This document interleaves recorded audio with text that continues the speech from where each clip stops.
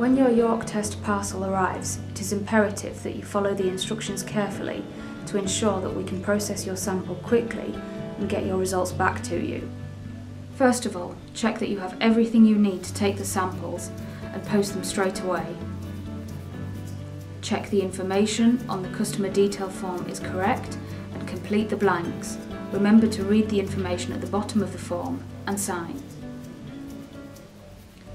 Write your name and the date clearly on the side of both wand containers using the pen included in the kit box. Wash your hands thoroughly with warm water and dry them off. Then use the antiseptic wipe to cleanse the top of your finger. To remove the cap from the lancet, twist the thin end 90 degrees and pull it off.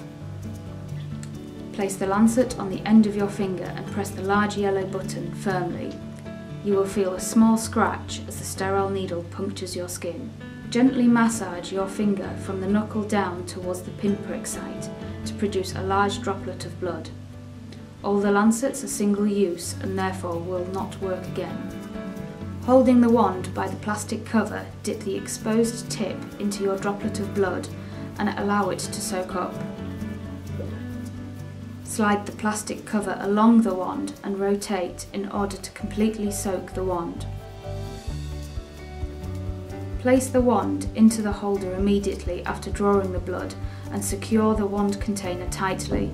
Once you have filled up one wand, repeat this process using the second one. It is important that both wicks are fully saturated, as this is the precise amount of blood required for testing. If you have trouble getting enough blood to fill the wands, try standing up and holding your hands below your waist. Similarly, try repeating the prick on another finger using the extra lancets provided. Return both samples and all the lancets into the kit box.